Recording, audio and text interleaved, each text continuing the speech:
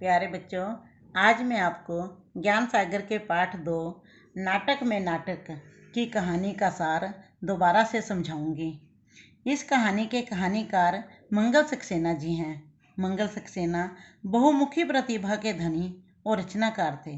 वे प्रख्यात कवि, पत्रकार और नाटक निर्देशक भी थे। अब नाटक क्या होता है?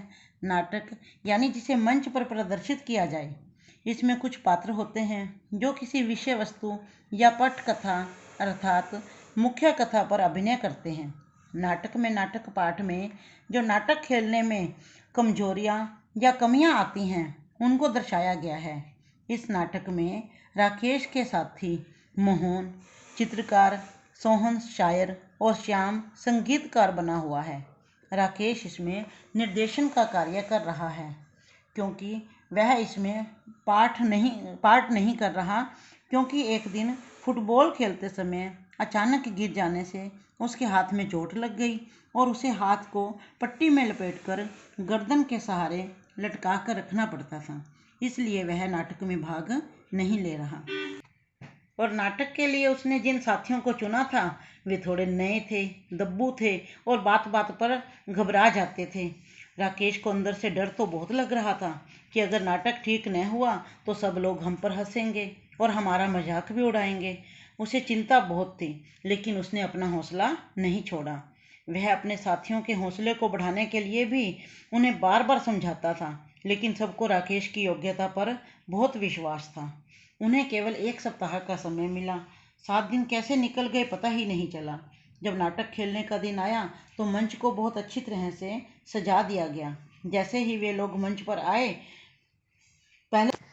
पहले तो सब कुछ ठीक ठाक चल रहा था, लेकिन अचानक श्याम, जो कि संगीतकार था, वह अपना पार्ट भूल गया।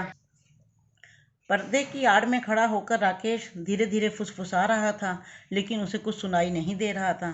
तभी सोहन ने उसके कंधे पर हाथ मारकर कहा कि उधर जाकर सुन लेना। दर्शक यह देखकर जोर जोर से हंसने लगे। अब संगीतकार जी घबरा गए और जो भी सुना उसे बिना सोचे समझे बोलने लगे। उसने शायर को गाजर साहब तक कह दिया और उसकी शायरी को गाजर मूली। शायर साहब को भी गुस्सा आ गया। वे बोले, अगर मेरी शायरी गाजर मूली है तो तेरी चित्रकला झाड़ू फेरना, झक मारना। इस तरह से उनकी आपस में तू मैं होने लगी और वे मंच पर ही झगड़ने लग गए। अब राकेश अंदर से बहुत डर गया और वह फटाफट मंच पर आया और उसने अपनी बुद्धिमानी से कहा कि मुझे आज अस्पताल से आने में थोड़ी देर क्या हो गई, तुमने इस तरह से रिहर्सल की। यानी जो नाटक चल रहा था उसने उसे तुरंत मोड़ दिया और कहा कि ये तो रिहर्सल है, हमारे नाटक का नाम तो है बड़ा कलाकार। एक्चुअली नाटक में क्या क्या परेशानियां आती हैं आज आपको वो दिखाया जा रहा है। सभी दर्शक यह सुनकर हैरान हो गए कि वास्तव में नाटक में इतनी परेशानियां आती हैं।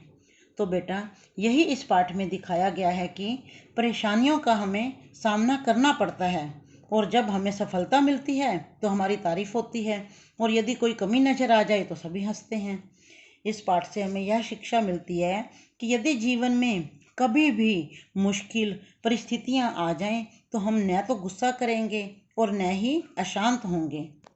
अपनी सूझबूझ व मन को शांत रखते हुए उन समस्याओं का समाधान निकालेंगे, जैसे राकेश ने निकाला। बच्चों देखो, आजकल जैसे कोरोना का प्रकोप बढ़ता जा रहा है, तो हमें भी बिना घबराए सूझबूझ से काम लेते हुए और अपने घर में रहते हुए खेल खेल में अपनी पढ़ाई करनी है। अच्छा, ये कहानी अब आप पढ़ोगे तो आपको बहुत अच्छी लगेगी और मज़ा भी बहुत आएगा। आपने खुद राकेश बनकर अपने घर के सभी सदस्यों को इन्वॉल्व करते हुए ये नाटक घर पर करना है। आपने घर पर ये पाठ अच्छी तरह से पढ़ना है, नाटक करके देखना है और ये शब्दार्थ याद करने हैं।